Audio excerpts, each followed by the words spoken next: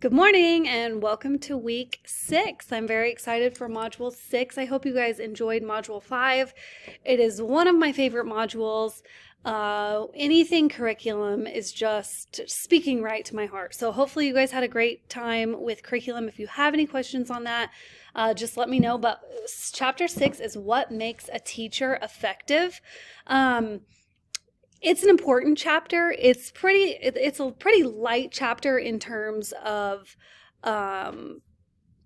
there's not a lot of key terms, there's not a lot of vocabulary, a lot of heavy stuff, but there are just some overviews of education that make teaching a successful career and an enjoyable career for you and your students.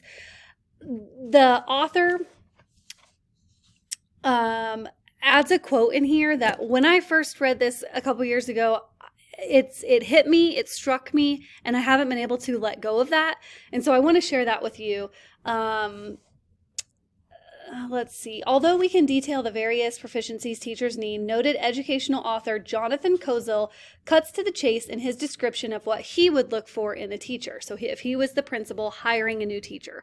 Obviously, we want people who can teach their subjects, but if I had to narrow it down to see one characteristic, I would always hire the teacher whom I wouldn't mind getting stuck with on a long plane flight to California. I would look for the people who are capable of making the world seem joyful, people who are delighted to be with, and people who are continuously amusing human beings. So to him, the most important characteristic of a teacher would be somebody who would be joyful, upbeat, and just exciting to be around. Somebody who is not just so stuck in their content area or moping around the halls every day and just blah, how are you? Good morning. And then somebody who's like, oh, is it really a good morning? Those kinds of people. So what he said as a principal, the most looked for characteristic he would have for hiring would be someone who is just joyful, someone who's exciting to be around and just lifts your spirits automatically. So as a teacher, I always try to be joyful and full of positiveness, but just someone who the students want to be around and not dread coming into their class. So I teach a junior high class, and that's really hard to do sometimes, but just being the most joyful part of their day and the most positive person in their life is so rewarding. It really is. So with that being said, that was just one little blurb that the author of this book put in there, and I can't seem to forget that. So just wanted to share that with you. Okay, chapter 6, what makes a teacher effective? So this chapter goes into teachers making reflective decision making, being a reflective decision maker. And the author kind of describes that through your teaching career, you're going to start out and it's going to be harder for you to make decisions on the spot. You might have to teach a lesson, grade their paper, and then determine if your students mastered this standard or not. The more veteran, the more older you are, you might be able to stop in the middle of a lesson and just be like, okay, the facial expressions that you guys are giving me, the body language that you guys have right now, I feel that I can look at you and you're not really understanding what I'm trying to teach to you. So the more you become familiar with your content and the more you become familiar with your students and their behaviors and how they evolve as learners, you're going to be able to make decisions, reflective decisions quicker. So don't be discouraged that you can't make those decisions on the fly like some of your peers or like your mentor teacher might. The book just kind of goes through some quick steps to help you become a more reflective teacher quicker, but just know that will come the longer that you're in the classroom. If you're already in the classroom, maybe a para, a teacher's aide, I'm sure you will be a quicker reflective decision maker than maybe some of your peers who are going through college and never been in a classroom setting other than their own classroom experiences. So planning decisions.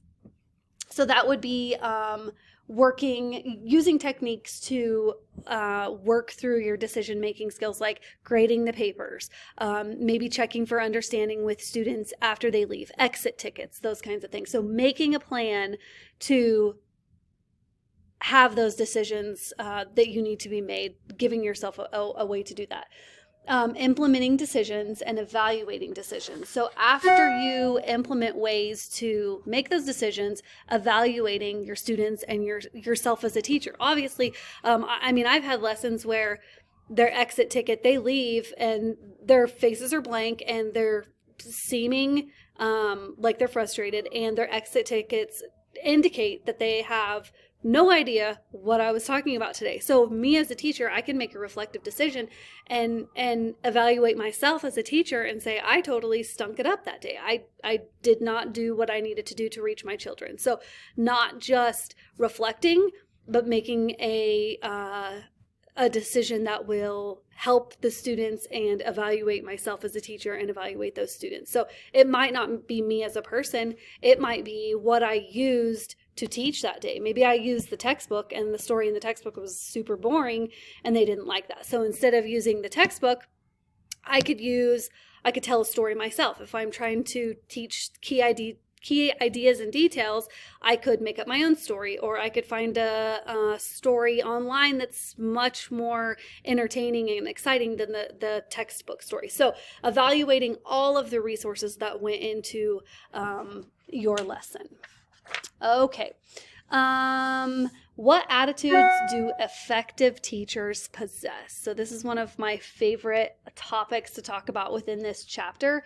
Not that you need to have the most outgoing, energetic personality, but personality is definitely a critical factor in successful teaching. So on 6.4, the book goes into, I underlined, if teachers have warm, empathetic sensitivity, enthusiasm, and humor, they are much likely to be successful than if they lack these characteristics. In fact, many people argue that without these attributes, an individual is unlikely to be a good teacher. So if you've known, if you've ever heard of Helen Keller's teacher, Anne Sullivan, she definitely had a positive attitude. She definitely portrayed a large amount of sympathy. She is a leader in education and has set a great example for the upcoming leaders in education. And the book, the author gives a little blurb about her. I don't know what yours is going to look like online, but this whole page is dedicated to Anne Sullivan and just kind of talking about how she was the pioneer of teaching and giving individuals respect and giving them empathy when they need it, and also encouraging them and challenging them to be the best student human that they can be. So I really enjoyed her story. I know you've heard about her since you were probably in grade school, middle school, but it is a good read to just kind of go through again and remind yourself of, reflect on what characteristics that Anne Sullivan had and what characteristics that you can have to become an effective teacher also. Teachers' attitudes towards themselves, teachers' attitudes towards children. So understanding that the general expectation of a teacher is that all students can succeed. And later in this class, we are going to put together your philosophy of education. So I want you to really think about your philosophy of education starting now. Do you truly believe that all students can learn? I hope you do. If you do, you definitely need to add that in your philosophy of education. And how are you going to incorporate all their learning styles and all of their needs into your daily life in your classroom? Because it's not going to happen with a bad attitude. It's not going to happen with, if you're not joyful about coming to school every day and being with those students, they're not going to have that level of respect back and forth. And they're definitely going to be able to tell that your attitude towards them and the curriculum is lacking. And so they may give you a little bit of less effort and more attitude. Teachers' attitudes towards peers and pupils' parents. That's another attitude that we need to think about. If you have a bad attitude about their parents, don't express it to them, but just make sure that you are not just staying isolated in your classroom. Make sure that you are interacting with your fellow peers, your administrators, and parents. I know sometimes that's kind of daunting to think about how you're going to effectively deal with parents and communicate with them, but your mentor teacher can definitely help you out with that. Just know that the more supportive you are of them, the more supportive they will be to you. Teacher's attitude towards the subject matter. Okay, so this is a good one. Most of the time you will be teaching something that you're passionate about. I stumbled upon a teaching assignment this year that I didn't know that I was going to have to do until about August. But I love reading, and I'm teaching 5th and 6th grade reading. We were unable to find a reading teacher, so I'm fine with it. Like, it's 2 hours of my day that I get to push my love for literature on little people. So that is great. However, if they told me that I was teaching 5th and 6th grade math, it may be a little different. I may have a different attitude, but I would have to hide my attitude, squash that, and let the children know, make them think that I am the happiest mathematician there is, and that I love math. Or else you kind of gotta make them have a love for what you're teaching so they open up and love that. And sometimes that's difficult if you aren't enthusiastic about the curriculum, but just make sure you are enthusiastic towards every lesson, every concept, every standard, every test, because they will respond. I promise you, they will. Okay, next, what theories? Nope. Okay, we're gonna keep going and talk about which teaching skills are required of effective teachers. Okay, so this is part of the chapter. You can skip the theory. We don't really need to go. You can kind of read about the theories, why study educational theory, and there's just a couple paragraphs about theory. But one thing I want to talk to you about is your classroom management. So when it comes to effective skills that teachers need to have, these are the important things. So classroom management, I think, is highest on the list. Okay, so 6.8a talks about classroom management, refers to the actions teachers take to create an environment that is respectful, caring, orderly, and productive. However you handle classroom management, typically that is up to you as a teacher. I've done clip charts for probably 10 years ago. Clip charts were the thing. They were on Pinterest. They were cute. It was easy to see. It was a visual. And then all of a sudden, classroom clip charts were bad. It was not tapping into the students' social emotional well-being, and then it just was completely opposite. And so as a teacher, I had to stop and reflect and think, how is this affecting my students? How will I have classroom management if I take this clip chart away? What am I going to use? Am I going to use positive reinforcement? What am I going to use for individual discipline? What am I going to use for classroom management? What am I going to do in my classroom to keep my students engaged and the activities going smooth and managing my time? So there are a lot of resources. This will come from being in the classroom more, observing classroom. So anytime you're observing in a classroom, always from here on out, pay attention to what classroom management techniques or tools the teacher is using and just get as many ideas as you can. And then how are they preventing misbehavior? That's what I like to think about as classroom management, as preventing misbehavior. So I want to do the best I can do now to prevent and to create an environment where misbehavior cannot happen because there's so many systems in place. Another important part is zone of proximal development. I told you there's acronyms all over education. ZOPD is zone of proximal development. Means there's a range that a child can have as far as their learning styles. So what are you doing as a teacher to reach their zone of proximal development? What can they do on their own? What can they do with you? And then what can they do that's at a point of frustration? So you want to meet those students. You don't want to be what they can do independently down here. You don't want to be giving them assignments that are down here because they can do this on their own. So raise that bar up.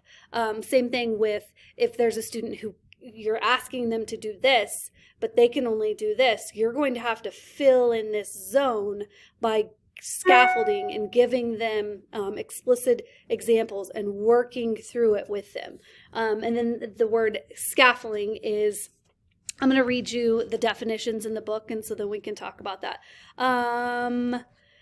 Educational philosophy includes the concept known as zone of proximal development, meaning a range of tasks that a child cannot yet do alone, but can accomplish when assisted by a more skilled partner or teacher. In other words, the child is on the verge of being able to solve a problem, but just needs some structure, clues, and help with remembering certain steps or procedures or encouragement to try. This assistant is called scaffolding. It allows students to complete tasks they cannot complete independently. This zone is where instruction can succeed and where real learning is possible. So whether you're working in groups, partners, or you're scaffolding for your students to be able to get them to where they need to get up here, you are providing those assistants, those scaffolding. Maybe it looks like a multiplication chart on their desk at all times. So they might not rapidly know their multiplication facts, but by giving them that tool on their desk, you are able to scaffold that instruction to get them to that higher zone that they need to be at. So 2 important words there: zone of proximal development, scaffolding, and then classroom management. So this is all in 6-8. It talks about, I'm running out of time, so I'm going to kind of wrap this up quickly. Academic engagement time. Good, effective teachers are giving instruction and allowing their students to be effective during the whole hour and not just maybe 30 minutes of a 55-minute class period. Building positive student-teacher relationships and a sense of community. I love this part about teaching, having a welcoming environment, welcome your students, welcoming your parents, welcome admin, standing at the door at the beginning of the day. This is the easiest thing for you to do as a teacher, is stand at the door when students enter, give them a high five. Some of them may need hugs. Some of them may need a pat on the back. Just be welcoming and create that teacher-student relationship that builds a sense of community. Learning about your students' lives. Ask them what they did that weekend. Talk about their soccer game. Develop cultural literacy, communicate high expectations, and be a good listener. So the end of this chapter talks about how you can effectively create that community within your classroom and how you can plan around that. So in our final word, great job last week and the weeks before. Chapter 6 is what makes an effective teacher. You'll have the quiz.